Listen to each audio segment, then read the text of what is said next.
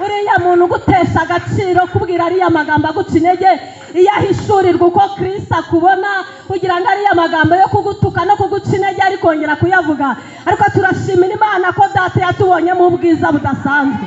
Mwanditsi yaravuze ngo uko azasa niko tuzasa. Haleluya.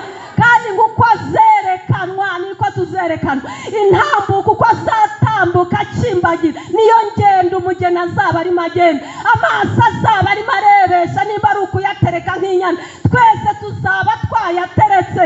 Haleluya. Nimba ari ijwi ryoroheje azaba avuga, twese tuzaba tuvuga muri ritimi imwe. Ngo umugabo yahoraga amubwira ko yibeshye kumushaka, amubwira ngo ko ari mubi, ko amukoze isoni mu bandi bana biganye, agahora amubwira ko ataberwa. Uwo mu mama twahuye pe arambwira ngo ntajya yireba mu ndorerwamo, mbega ngo we yanzuye arabizi ko ari mubi, kandi ni umumama mwiza uteye neza w'inzobe useka neza.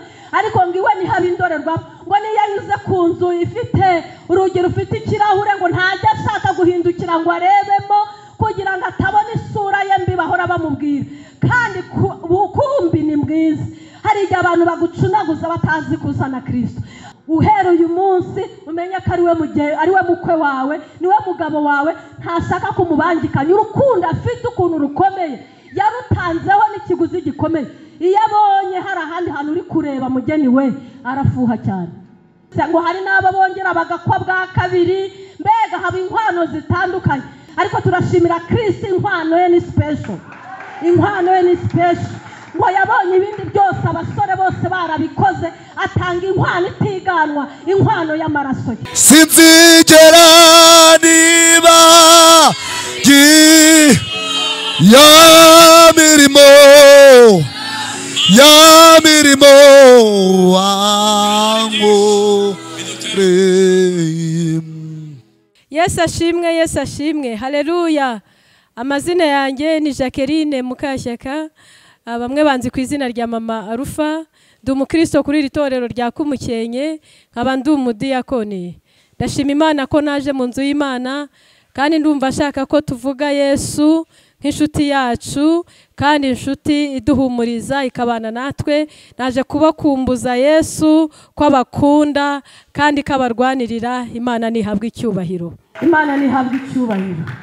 Reka dusome muri Yesaya ibice 53. Yesaya ibice 53 umurongo wa 3 n'uwa 4 n'uwa 5.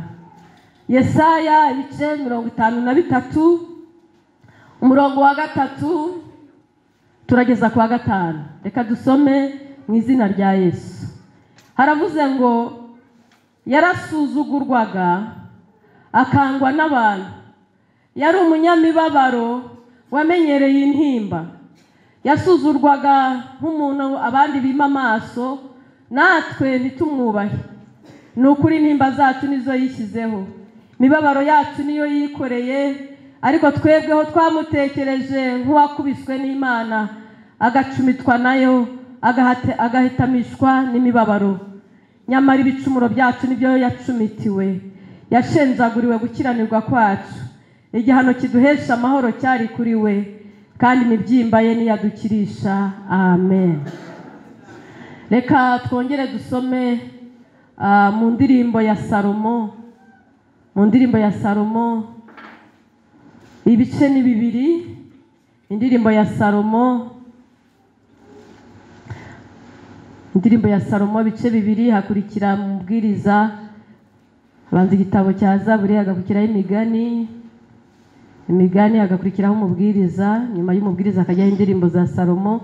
Ibice 2 umurongo wa 2 n'uwa 3. Indirimbo za Salomo ibice 2 umurongo wa 2 n'uwa 3. Reka dusome mu izina rya Yesu. Haravuze ngo nka karungu mu mahwa niko umukunzi wanjye ameze mu bakobwa, nk'umutapu mu biti byo mu ishyamba niko umukunzi wanjye ameze mu bahungu. Nicaye mu gicucu cye nezerewe cyane, amatunda ye yarandyoheye. Imana ihabwe icyubahiro. Tujye kuganira amagambo nahaye intego ko Yesu yaje guhumuriza umugeni we. Haleluya. Yesu azanywe no kugira ngo ahumurize umugeni we. Haleluya, haleluya. Ese murabizi ko muri abageni ba Kristo Imana ihabwa icyubahiro.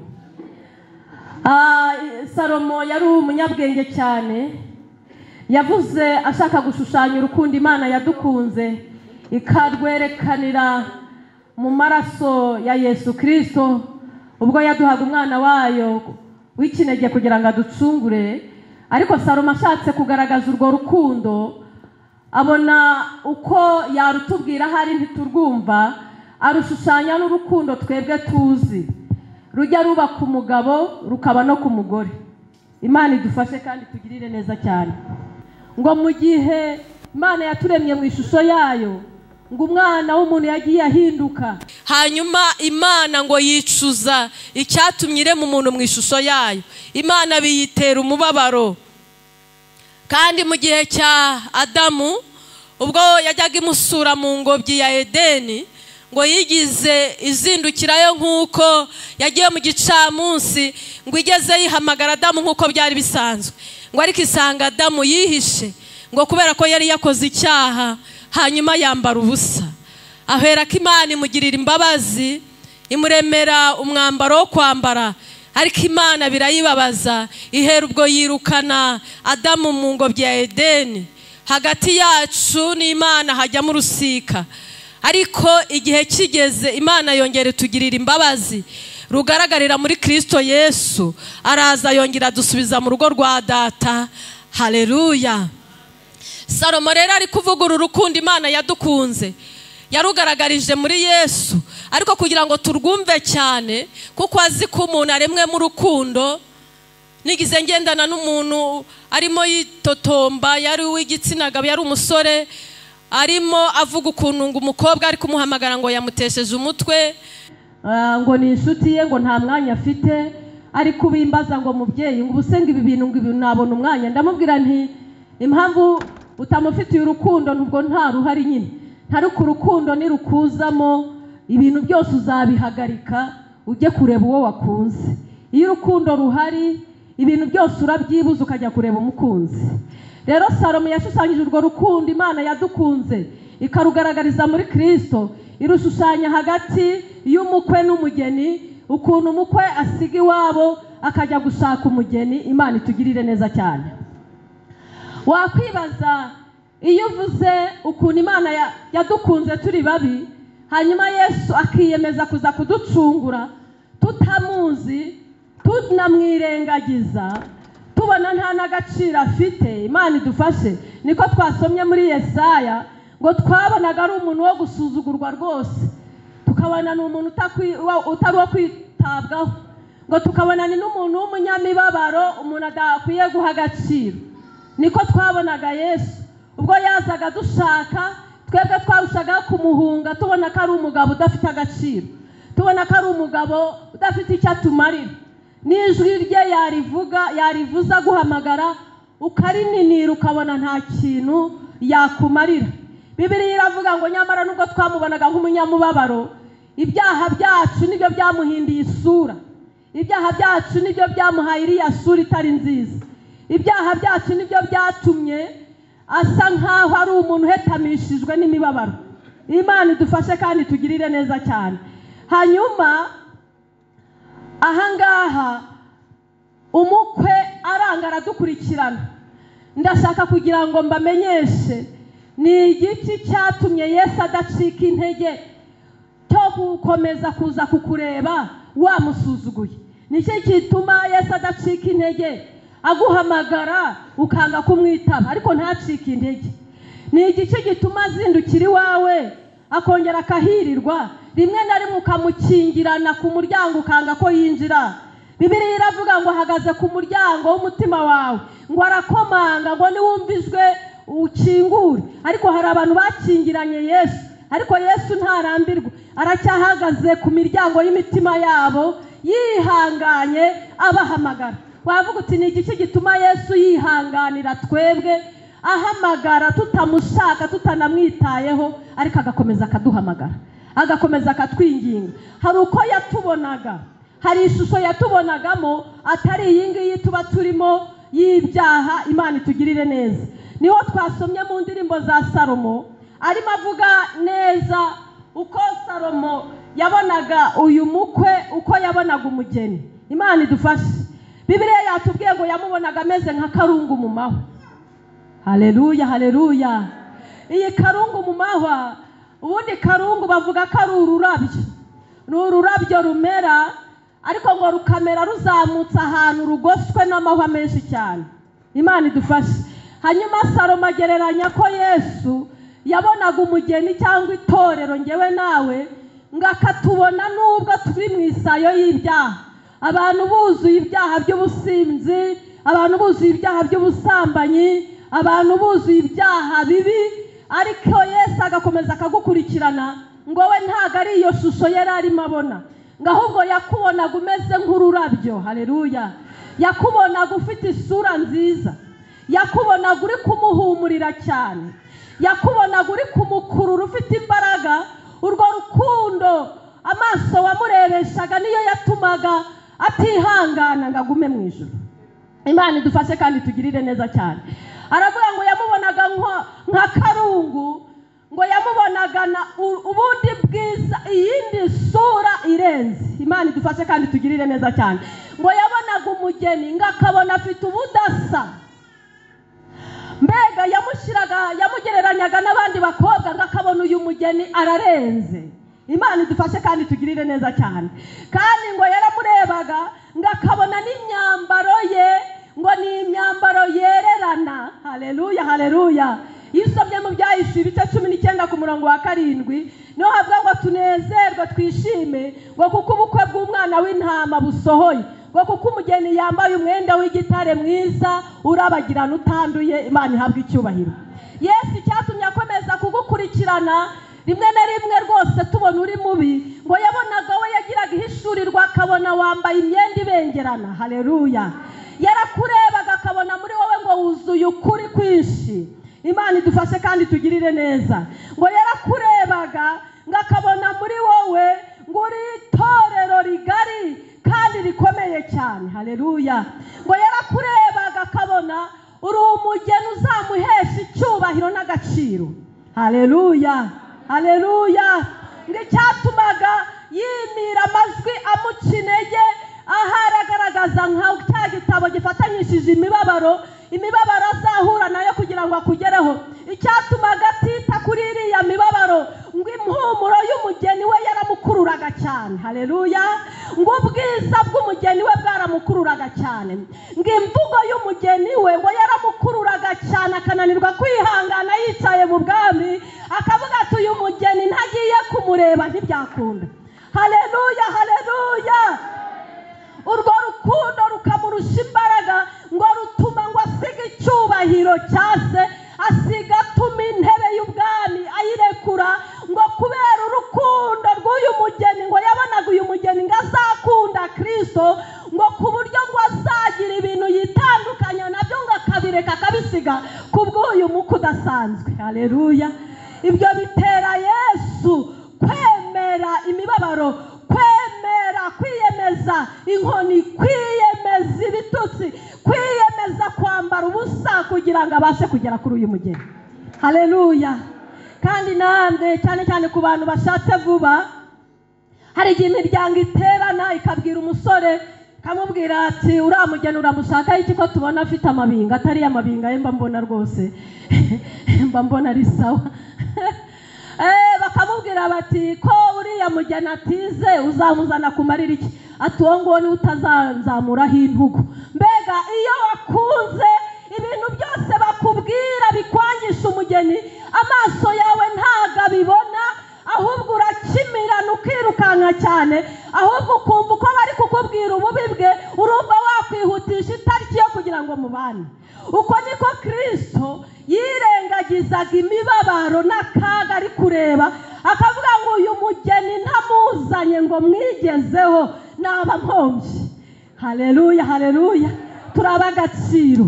Hari igihe umuntu agusebya akavuga ati dore intambuko yawe, akavuga ati dore ukureba, akabona nta kintu umaze. Ese ubwo uwo muntu wansoraga ngo ntinjire mu nzu ye, iyo ahishurirwa ko ndi ikizungerezi cy'Uwiteka, buriya yari kunsohora uko yiboneye.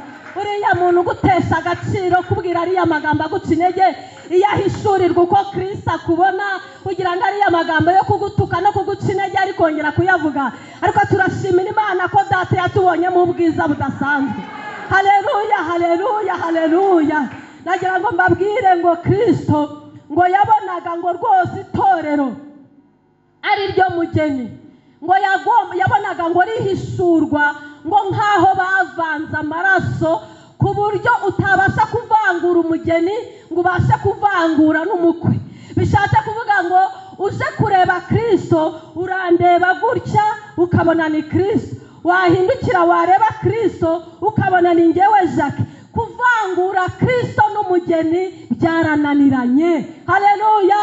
Mwanditsi yaravuze ngo uko azasa niko tuzasa. Haleluya.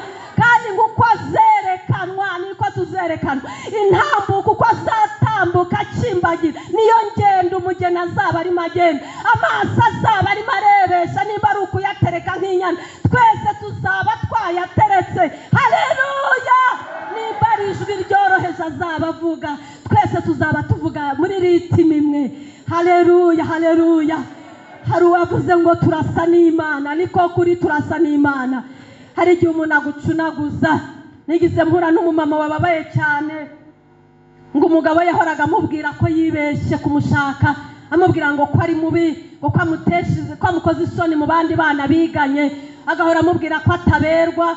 Uwo mumama twahuye pe arambwira ngo ntajya yireba mu ndorerwamo, mbega ngo we yanzu yarabizi ko ari mubi, kandi ni umumama mwiza uteye neza w'inzobe useka neza, ariko ngo iwe ni hari indorerwamo, ngo niyo yanyuze ku nzu ifite urugi rufite ikirahure ngo ntajya ashaka guhindukira ngo arebemo kugira ngo atabona isura ye mbi bahora bamubwira, kandi kumbi ni mwiza.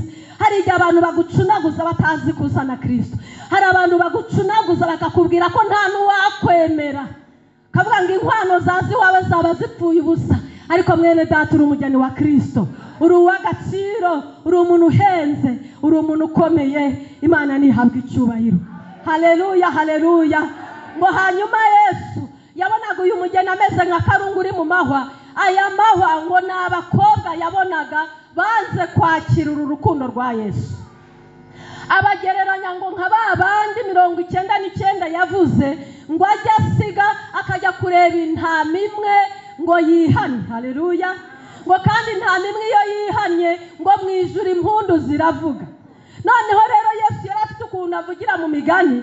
Iyo usomye muri Luka 15 ku murongo wa 7 aravuga ngo ndababwira yuko mu ijuru ngo bishimira umunyabyaha umwe wihanye ngo kumurutisha 99 ngo bakiranuka ariko batihane. Urumva iyi mvugo irajimije. Umuntu ngo arakiranuka kandi ngo ntiyihane. Yacaga umugani abafarisayo biyitaga ko bakiranutse, ngo bambaraga amategeko neza, ngo bakavuga ngo barakiranuka ku kantu kose, ngo n'icyacumi bagatanga icyacumi ngo no kugeza kuri nyiragasogereza. Ariko Yesu yareba muri bagasangamo inzangano, agasangamo ubusambanyi, agasangamo iki, aravuga ngo rero kuko Yesu yaje ari umuyuda mugenzi wabo ariko ntibamwitaho, ngo asiga abo 99 b'abafarisayo ngo bo bari bakwiriye agakiza, ngo kubera ko batitaye kuri Yesu, ngo nawe yarabasize urukundo rwe data ntiyarupfusha ubusa, ntago yaruhatira umuntu utarushaka, ngo yarabasize ajya kwirebera intama yazimiye. Haleluya. Ngiri imitaka ishaka umuntu wayicungura, ishaka umuntu wayikura mu bihanabanga, ngo ni twebwe umugeni wa Kristo. Imana nihabwa icyubahiro. Turahenze ariko turashimira Kristo. Inkwano ye ni special, inkwano ye ni special. Ngo yabonye ibindi byose abasore bose barabikoze, atanga inkwano itiganwa, inkwano y'amaraso ye. Haleluya, haleluya. Mu maraso ye harimo akabanga, mu maraso ye harimo ubundi bwiru. Ni nayo mpamvu yavuze ngo uwo badahurira ku gikombe, uwo badahurira ku meza, uwo badahurira ku mutsima ku mubiri we, uwo badahurira ku maraso ye ngo ntacyo bagipfana, kuko inkwano ye, haleluya, ni inkwano itigana. Tugira abasore bajya gukora ubukwe, akajya gukora ubukwe atareba mu mfuka we, akabanza agakompara ubukwe yabonye kwa kanaka, kavuga ati ngombe nzakora ubukwe nk'ubwa kanaka. Nayo mabwira ubukwe bwa Yesu ntaho yabukopeye, ntaho yabukwepeye, ubukwe bwe burihariye, na serivisi abazayikora barihariye, n'ibyo tuzanywa birihariwe, birabitse ahantu. Kandi ngo Yesu ari mu masengesho, arimo arasengera umugeni ngo atazagwa mu nzira, ngo azegera ayo meza tugezeyo, ngo azegera igikombe tugezeyo. Aracyababajwe kubera umugeni, ngo azongera kwegera ameza ari uko yadutsindiye, yatubonye. Imana ishimwe cyane. Ariko ntukamubabaze, bwira mugenzi wawe ngo ntukababaze Yesu. Ariko uyu musore uhenze gutya, uyu musore w'ibigango, uyu musore koko wagukunze, akirengagiza amajwi y'abantu bamubwiye ngo ntukunditse, akirengagiza amajwi y'abantu bamubarira ibyaha wakoze umubare wabyo, akayirengagiza, akaza akirengagiza abantu bamubwiye ngo uvuka mu muryango udashobotse, akanga akatanya, akaza. Uyu musore koko ntumuhemukire rwose ngo umuharike, ntumuhemukire. Yaje kukubwira ngo ukore divorce n'abandi bantu wari wagiye kumubangikanya. Uhera uyu munsi umenye ko ari we mukwe wawe, niwe mugabo wawe, ntashaka kumubangikanya. Urukundo afite ukuntu rukomeye, yarutanzeho n'ikiguzi gikomeye. Iyo abonye hari ahandi hantu uri kureba mugeni we, arafuha cyane. Bajya batwigisha mu bamama ngo tujye tureka gufuha, ariko rwose biriya no kubitubwira bigasigara aho ngaho, bisigara aho, ntabwo byakwinjiramo. Ni ibintu bavuga ngo tujye tureka gufuha, ubwo se udafushya ahubwo waba ukunda. Ziranyigisho bajye bazihorera. Hari ukuntu batubwira ngo ntukirwe ureba muri telefone, nubwo utayirebeshamo amaso umutima uba uri kuyisoma. Baba we, n'abandi hano benshi baba zifite, ati wangejejeyo, ati wowe mfite gahunda nyinshi, kandi wenda ni business y'akazi, ariko kubera urukundo agukunda akavuga ati ariko buriya aho nta wundi agiye gushyiramo. Niyo wagira ute, umugore udafuhira umugabo yaba mu mutwe afite ikibazo, yaba afite ikibazo. Ahubwo wenda uburyo tubitwaramo umuvuduko uratandukanye. Ariko aragufuhira uko wambaye, uko useka. Iyo abonye hari umuntu ugusekeye cyane biramubabaza, yibaza impamvu atinza gusekera. Iyo abonye abantu baguhobera cyane biramubabaza. Iyo abonye abantu biha kugusara, abantu biha gusereva abantu mu bukwe, nk'ubu ngubu ngo ndi umudiyakoni, ubu se umudamu wa mushumba yaba hari n'ubwo ndi umudiyakoni nkajya gusereva mushumba, ubu byishe cyane. Hari n'abantu bazi kujya kwikuza utuntu mu bwanwa bw'abagabo, bakikuza n'utuntu ngo hari utuntu turi mu bwanwa bw'umugabo w'abandi, urajya gukora mwiki? Watungiye umudamu ukamubwira uti genda ukosore kariya kana, murajya kwirwa mutunganya amakora yabo y'ikote. Umugore warafuha, niyo atabikubwira burya amatama bageze hano. Najya mbabwira ngo uko gufuha niko Kristo afuhira itorero. Iyo wirebesha amaso ukirebesha ukunda aragufuhira. Iyo watangiye kugira n'iyindi migambi mibi aragufuhira, utari wanayishyira mu bikorwa, ukibitekereza gusa, ugitekereza kujya kumuharika, atangira areba ukuntu azagukubita. Iyo atagukubisa akubita uwo nguri kugutwara. Niko ateye, afuhira umugeni we. Iyo adakubise icyo kiri kukujyana, nawe arakunyatura n'ubwo uri umugeni we, aragukosora neza, akakubwira ati ninjye nyine ugomba gukunda, ntabwo ugomba kumbangikana n'abandi. Haleluya, haleluya. Nagira mbabwire ngo Yesu arakunditse, Yesu arakunditse. Ntabwo ari umusore mubi wakurambagize, ho yarashoboye.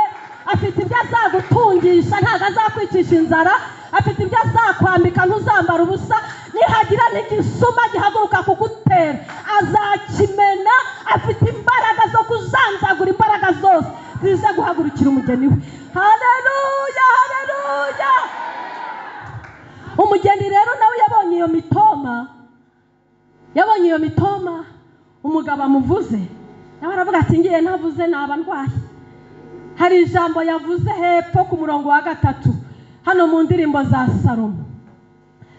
Yavuze ngo ku murongo wa 3 ngo nk'umutapuwa mu biti byo mu ishyamba, ngo niko umukunzi wanjye ameze mu bahungu, ngo nicaye mu gicucu cye nezerewe cyane. Haleluya. Ngo amatunda ye yarandyoheye. Imana ihabwe icyubahiro. Haleluya, haleluya. Yarashatse kuvuga iki? Yahindukiranye umukwe nawe aramubwira ati rega nawe uri mwiza, haleluya haleluya. Nubwo abantu bakwanza bakabona uri umunyamibabaro, nubwo abantu babonye ngo uri umukene, hariho n'abavugaga ngo yambara ikanzu adahindura, ngo inkweto yambaraga nizo, hariho n'igihe ngo yigize abura umusoro awukura ahandi hantu, arasora bikuye ahandi hantu, yari afite ukuntu nyine ngo aba adafite n'ibiryo akiyeranja akabirema. Mbega yari afite ibintu bigaragara ko utamushaka. Umukobwa w'iki gihe ntago yamushaka rwose, yavuga ati umusore udafite inzu, udafite imodoka, udafite amashuri ntago yamushaka. Ngo yari umuntu ngo abantu bose basuzugura, ariko uyu mugeni we ngo amwitegereje ngo asanga uko abandi bamureba siko ari kumubona. Ngarangije aramubwira ngo uri mwiza. Haleluya haleluya. Bene data, nta muntu amagambo meza wese atabera. Wese ubwo wabwira umugabo wawe ngo uri mwiza, niyo yaba ari inyamaswa ntiyagenda yururuka. Yagenda yururuka pe. Kereka ari amagini yamuteye. Imana idufashe kandi tugirire neza cyane. Arangije ngo aramubwira ngo ameze nk'uyu mutapuwa, ngo yashakaga kumubwira ko ngo ari igiti cy'ubugingo. Haleluya. Ngo akaba n'igiti cy'agaciro. Bishatse kuvuga ngo uyu mugeni yaramubwiraga, akamubwira ngo ibindi byose narorongotanyemo, cyangwa abandi basore bose nabonye, reka uyu musore tumugereranye na Satani uyu nguyu yabonye. Ngo yabonaga muri we adatanga ubugingo, ariko abonye uyu musore witwa Kristo, ngamurebye amubona nk'igiti cy'umutapuwa, ngabona muri cyo harimo ubugingo. Haleluya. Ngo kandi akirebye ngo asanga gifite agaciro. Ngo niyo mpamvu yasezereye agatandukana na Satani kugira ngo aze asange uyu mukwe ari we Kristo. Imana ihabwe icyubahiro. Arangije arongera aramubwira ngo rega wa musore we, niko umugeni yamubwiye, ngo nicaye no mu gicucu cyawe nezerewe. Yashakaga kumubwira ko ngo aho kubana n'uyu mukwe ngo bimuhesheje amahoro. Haleluya. Kubana n'uyu mukwe bimuhesheje uburinzi. Haleluya haleluya. Hari ibiza kumwataka, ariko kuko yihishe mu mababa y'uyu mukunzi we ntibimufate. Ese nta bintu byaje bibirukankana byenda kubafata? Dawidi we ngo yigize ngabona rwose ari uruhande rwa Sawuli, ariko Sawuli ntiyamubona kubera ko ari mu bwihisho bw'uyu mukunzi we. Imana itugirire neza cyane. N'igihe Imana yajyaga gukura Abisiraheli mu Egiputa, ngo abanyegiputa bari begeranye n'Abisiraheli, ngo ariko hari inkingi yabagiyemo hagati ngo irabatandukanya bituma bategerana ntibamukoraho. Najya mbabwira ngo ibintu bibahiga biba bibegereye. Hari igihe ujya gusenga ukumva Imana irakubwiye ngo nkurinze abicaye. Hari ahantu ndi gukora nibature, umushumba waho yamuhaye ubuhamya ngo hari umuntu wamuhuguye aramubwira ati iyo nibature yawe ya buri munsi bazaguca umutwe nushaka ujye ubireka iryo zinduka. Ngo agira ubwoba koko aravuga ati amabanda azantega. Ngo abireka yanga kujya muri nibature, ngo akajya agenda benda gusoza. Ngo ariko ageze igihe yumva nibature kubera ko ari umuhamagaro we, ngo akumva yabuze amahoro. Ngo icyatumye asubira muri nibature, ngo wa muntu wamuhuguraga w'umukozi w'Imana mubuza nibature ngo abajura bazamwica, ngo ahubwo abajura bamuteye mu rugo aryamye asinziriye, basota igipangu barinjira, bakingura kuri saro baramwinjirana, bamusanga no mu cyumba baramwiba. Ngo ubwo yahise avuga ati ko bakwibye kandi uri mu nzu wakinze, ko bakwibye kandi utasohotse, birutwa nanjye wigendera nibuze bakanyiba ariko nanagiye. Guhera uwo munsi ngo ubwoba arabushira, aravuga ati Uwiteka atakurinze ntabwo washobora kwirinda. Najya mbabwira ngo ibintu bibica murabisikana, ujya hano nabyo binyura hano bije kukureba. Mbega bifite ukuntu bikubona byajya kugukoraho bikakubura. Bishatse kuvuga ngo kubera kuba mu bwihisho bw'uyu mukunzi hari inkube zitakugeraho. Kubera kuba mu bwihisho bw'uyu mukunzi hari impanuka zitakugeraho zaje. Kubera kuba mu bwihisho bw'uyu mukunzi hari n'indwara kumira. Haleluya haleluya. Aramubwira ati rwose nicaye mu giti cyawe, nicaye mu maboko yawe, nicaye mu burinzi bwawe, ibyo bituma ngenda nidegembya nta bwoba mfite. Nicaye mu bwihisho bwawe ngenda numva nta kintu ndi bube. Arangije aramutaka ngo umukwe nawe arabyumva. Ariko kugira ngo uhore uha serivisi umuntu ntabone ko ujye uyimuha. Urambwira Kristo wari urimo utanga imitoma kuri uyu mugeni. Iyo umugeni yicecekera Kristo ntiyari kubabara. turashima Imana ko uyu mugeni nawe yabivuze neza Kristo. Haleluya. Ngo arongera aramubwira ngo rega amatunda yawe yarandyoheye. Ngo amatunda yamubwiraga ko ngo urukundo rwavuye kuri Kristo nawe yarwakiriye kandi rwaramunyuze. Ngo arongera aramubwira ngo kandi nta wundi wigize ungirira impuhwe zavuye kuri wowe zangezeho kandi arazakiriye. Haleluya. Kandi wari wafashwe yasambanye ngo agahururizwa n'abagabo bamushinja ngo bakabwira Yesu ngo wafashwe asambana bamutera amabuye, kandi muri abo bagabo bamushinjaga harimo n'umugabo basambanye, ariko ikibazo kikaba ku mugeni gusa. Mbega n'umugabo nawe ati mumutera amabuye kandi niwe bakoranye icyaha, nimumutera amabuye. Nta muntu n'umwe ugufitiye impuhwe usibye Kristo. Ngo Yesu arebye ukuntu bamushagaye n'abari babi, ngo yandika hasi aravuga ngo umuntu wese udafite icyaha muri we afata ibuye aritera uyu mugore. Buri muntu wese yiyinira yisuzuma. Ni nk'uwahera kuri iyi ntebe ya mbere avuga ati mukecuru, nimba udafite icyaha isokere wigendere, waguma kuri iyo ntebe. Kuko wahita utekereza uti Imana ko yera, ubu ndera akantu kose ra. Mbega wahita wisuzuma ukumva isi kubanye ngari, usibye guhita umera nka wa mukoresha wikora ukavuga ngo Mana mbabarira, nimba hari aho natekereza nabi mbabarira. Hari n'igihe wibwira ngo watekereje ibiri byiza kandi ari bibi, hari igihe wibwira ngo wasenze neza kandi wasenze nabi. Watinya kubwira uyu mukunzi ko wera. Imana idufashe kandi tugirire neza. Ngo bose ngo barakimiranye baragenda, ngo asigarana n'uyu mugore aramubwira ngo burya bose bagiye nta n'umwe uguteye ibuye. Aramubwira ngo igendere, ngo kandi ngo ntuzongere gukora icyaha ukundi. Nayo mbabwira ngo nta wundi wakugirira impuhwe usibye Kristo wenyine. Haleluya, haleluya. Ngo arongera aramubwira ngo ayo matunda, ngo aramubwira ngo erega muri wowe nabonyemo ibyiringiro. Muri makeya muri Kristo yamubonyemo icyizere cy'ubuzima. Hari igihe ugera ahantu ukabona nta buzima ufite, ukabona byararangiye, n'umuntu akakubwira ngo nta myaka yo kubaho. Hari umuntu ugize kutuganiriza, hari igihe ibintu biza bikaba ari nk'urwenya ariko bikakwangiza. Yaravuze ngo iyo ugize imyaka 40 utari wafatisha, ngo nimba ugize imyaka 40 utari wafatisha ubuzima ngo nta gukira.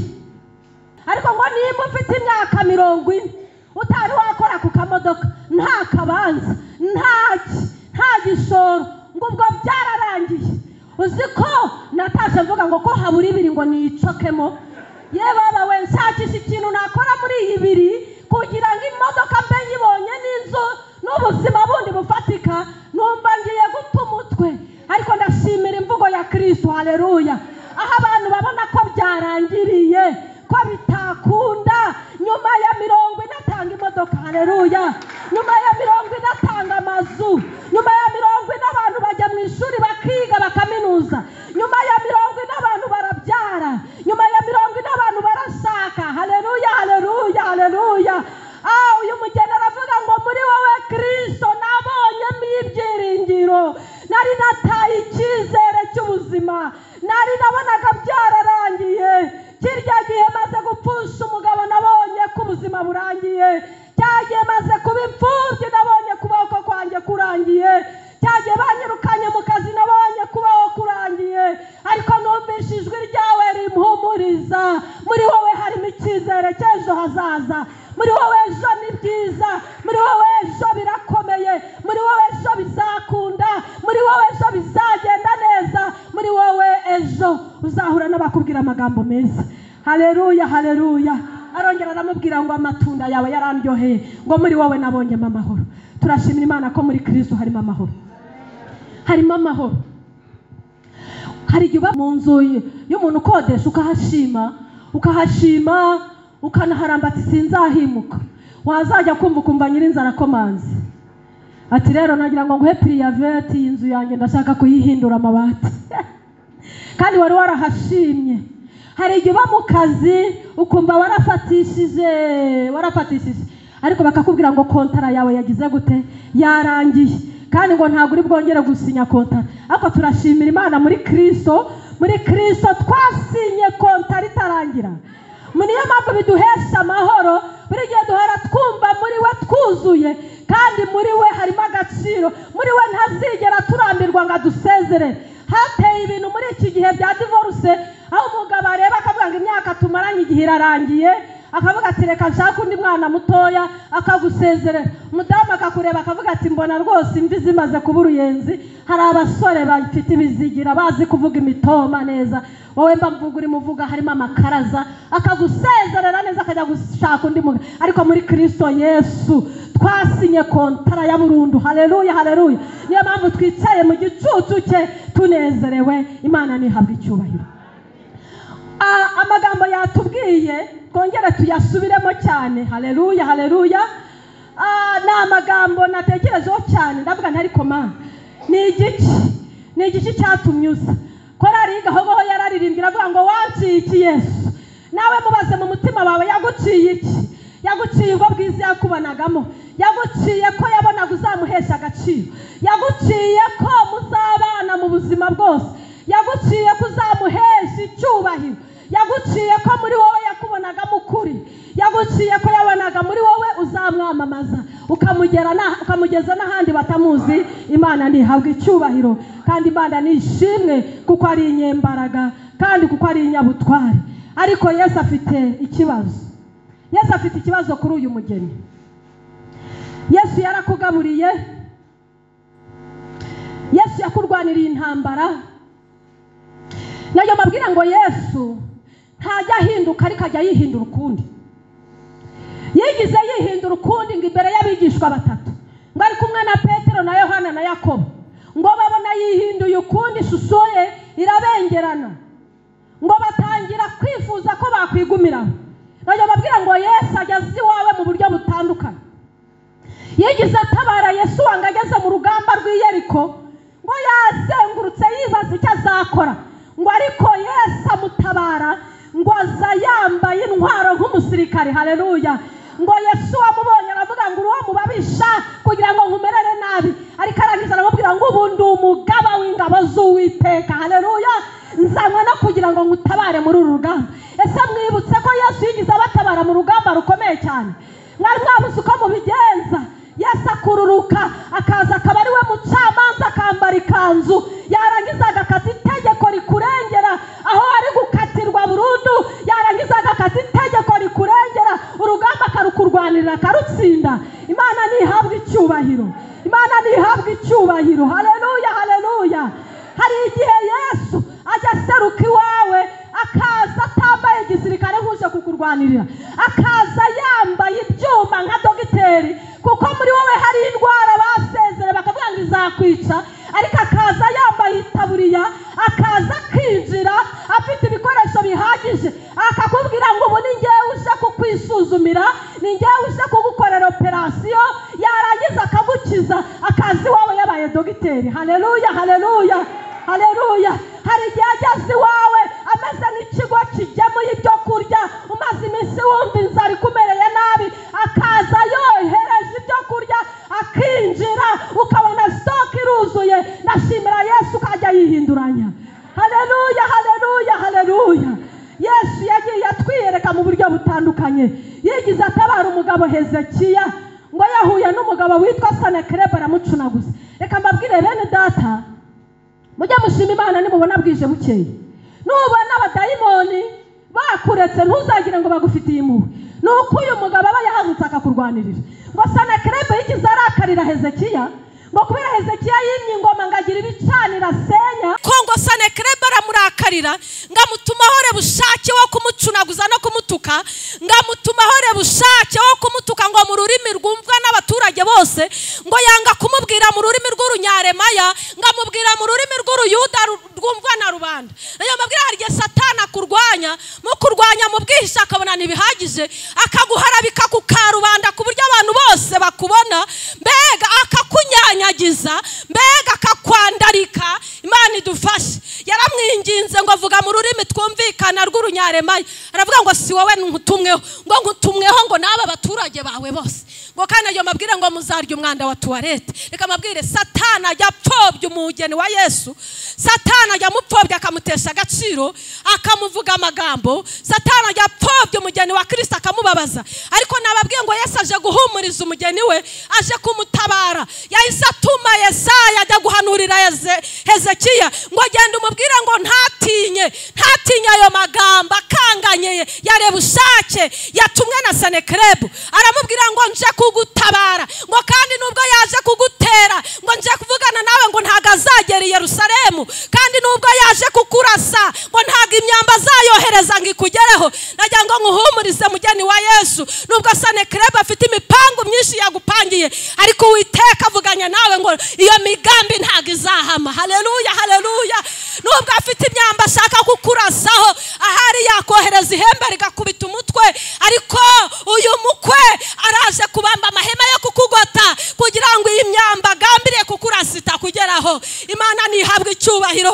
Arongera atuma kuri Hezekiya aramubwira tumva mwana wanjye, uwo Senakeribu waguteye njyewe nzanye umunyururu ngushize mu mazuru, ndakuruye inzira yamuzanye niyo imushubijeyo. Turashimira Imana ko igisubizayo ibintu biduhagurukiye. Haleluya, haleluya. Arangije aramubwira mwana wanjye Hezekiya, Senakeribu nagerayo n'umugome ntajya aruha, azongera apangura umupango wo kongera kugutera. Atari ko mvuganye nawe ngo nagerayo ndamwica. Ndashimira Imana ko ari igihe irangiza urubanza. Haleluya, haleluya. Kavuga ngo dore igihe wazengurukiye umusozi, uyu munsi nucyamike. Imana itugirire neza cyane. Imana ifite ikibazo cyuko yabahaye umusore mwiza ari we Yesu. Kandi Yesu yakoze iyo bwabaga arabahisha. Yesu yakoze iyo bwabaga arabagaburira. Yesu yakoze iyo bwabaga bakiza indwara. Yesu yabababariye ibyaha byinshi, ariko ababajwe nuko musige mufite irari ry'abandi bagabo. Musige mufite irari ry'abandi bagabo. Hari ibintu bisige bibahumurira, hari ibintu musige mukumbura byo mu isi, munashaka kurohama mu isi, munashaka kumubangikanya. Hari ibyaha musigaye mujyamo mukumva nta n'ikibazo ufite, ukajya gusambana ukumva nta kibazo ufite rwose, nejo uzagaruka uririmbe cyangwa usenge cyangwa ubwirize, ukagenda rwose ukumva nta kibazo.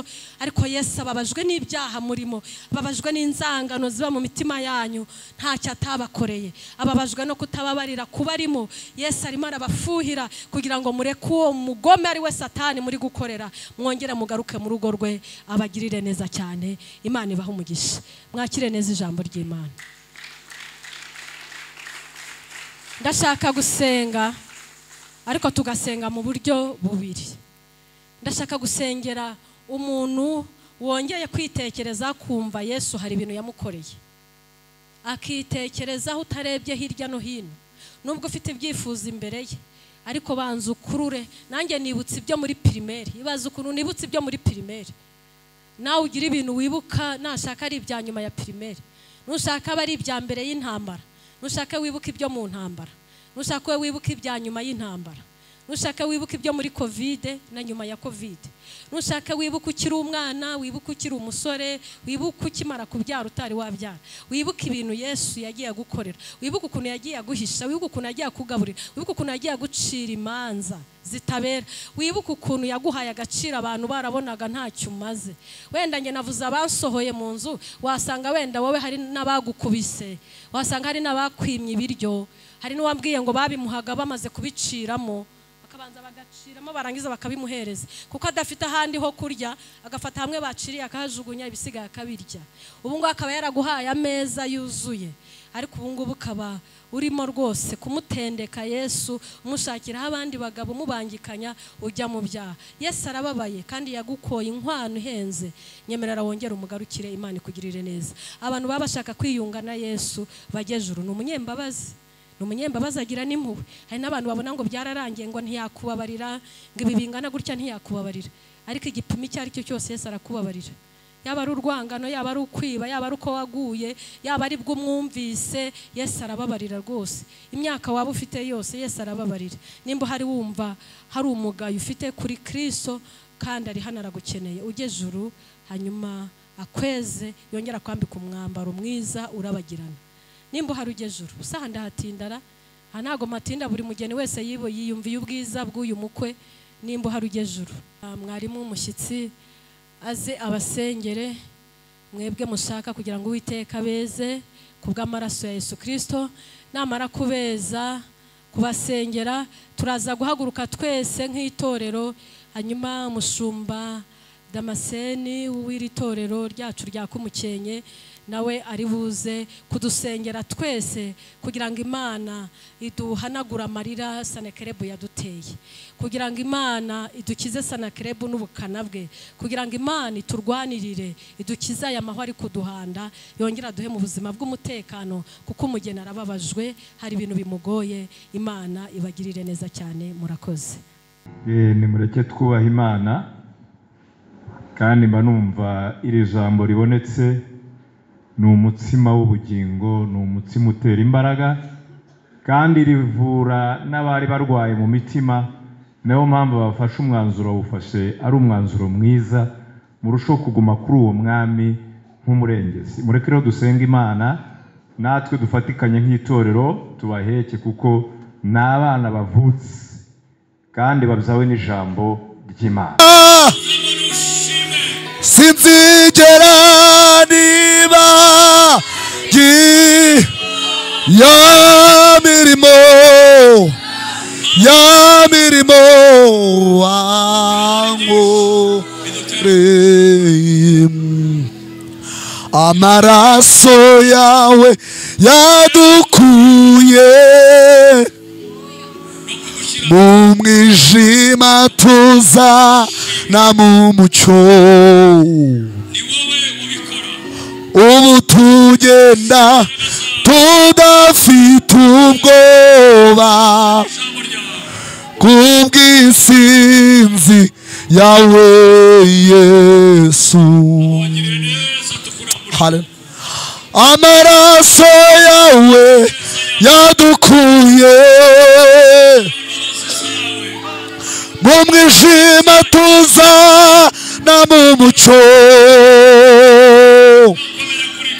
ubu tugenda tudafite ubwoba kubw'intsinzi yawe Yesu.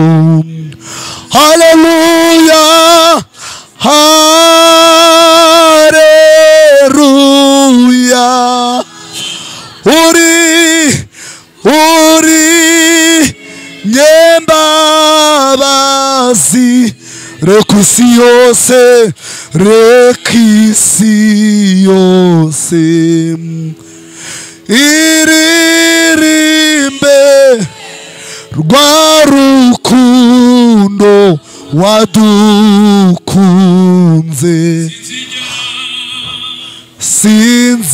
Sinzigera nibagirwa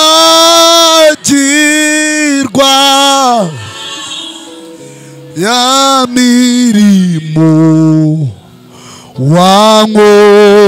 wankoreye. Ola siforias.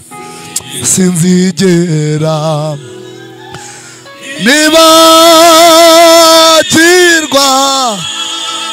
haleluya ya mirimo. Hola sitora sikere vodebra oneshaweza manda siedra.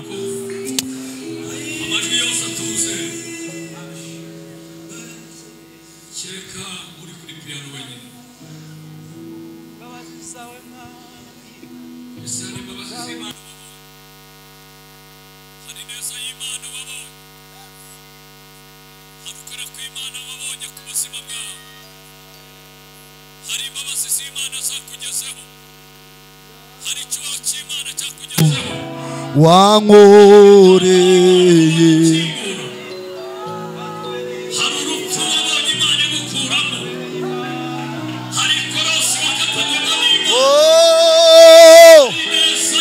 girwa ya mirimo wankoreye.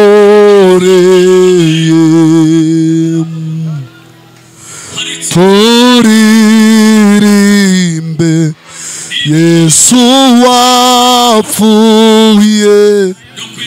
waturinze urupfu rw'iteka.